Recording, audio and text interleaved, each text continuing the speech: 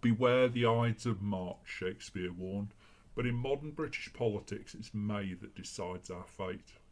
Local elections rarely make Prime Ministers tremble, yet this May could become a moment of quiet reckoning for Keir Starmer. Not because of drama, not because of scandal, but because of incentives, really. In the upcoming May local elections, councils across England will be contested. Police and crime commissioners will face voters. Mayors will be tested. On paper, these are local contests. In practice, they're referendums on national leadership. Keir Starmer won a resounding majority at the last election, less than 18 months ago. So on the face of it, he should be in for a fairly easy ride. But a lot has changed during that time. Local elections are often about potholes, planning permission and bin collections. But politically they reveal something deeper: organisational strength, activist energy and voter enthusiasm. For Starmer, the challenge isn't simply winning councils, it's sustaining any form of momentum without offering a clear ideological direction. Labour under Starmer has worked hard to reassure institutions. They told the financial markets, the civil service leadership, international partners that everything's going to be okay. That reassurance strategy made sense after years of volatility. Stability polls well. But stability has an incentive structure. When you position yourself primarily as not the other lot, you have two risks. One, you reduce ideological clarity. Every policy and every week seems to carry a different political ideology. And secondly, you centralise authority under managerial competence rather than conviction, which is lucky since there's no conviction going around. And managerial politics can struggle in low turnout local elections.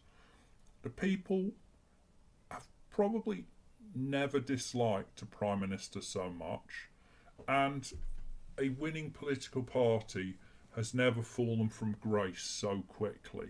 Labour tried to cancel the majority of these elections.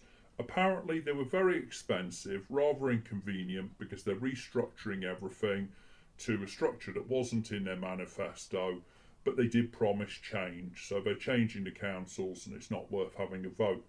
Having been challenged in the courts, they suddenly realised that it wasn't legal and they were going to lose the case.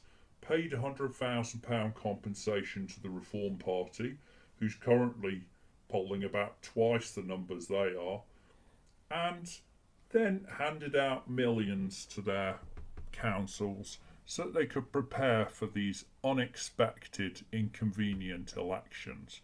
But they're inconvenient for Labour because Keir Starmer has been on the ropes for months. Andy Burnham wanted to come back and he stopped him. They had a by-election and they got thrashed by the Greens and came in third in a seat that they've held since it was created.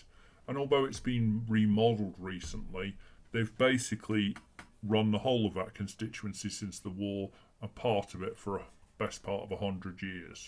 The only thing saving Keir Starmer right now is the local elections. Nobody wants to take over the leadership of the Labour Party and then lose the elections. They want him to lose and have a millstone round his neck. The other thing he has going for him is that all the candidates have some kind of trouble. While they're clearly sharpening their knives for poor Keir's back, they are all a little exposed.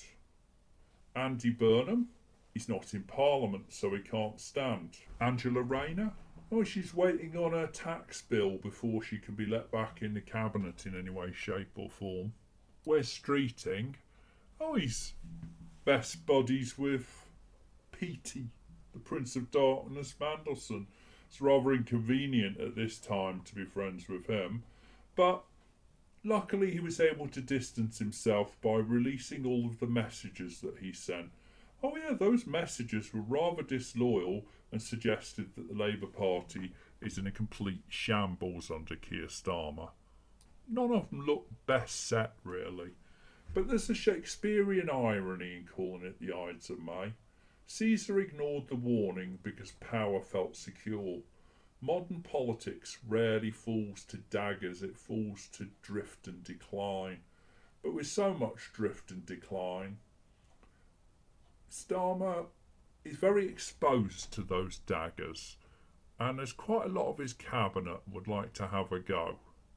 If Starmer's authority rests on central control, May tests whether control generates connection, and if the polls are to be believed, it doesn't. So this May, the question isn't just how many councils change hands. It's are we witnessing the renewal of political energy, the consolidation of managerial power, or the death of yet another great party? The Tories are dead already, they just haven't realised. But stability matters, and so does autonomy. Competence matters, but so does conviction. Beware of the Ides of May, not because of drama, but because quiet elections often reveal deeper truths. And if you value calm analysis over noise, consider subscribing.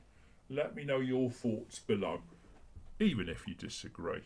Because strong societies don't fear debate, they depend on it.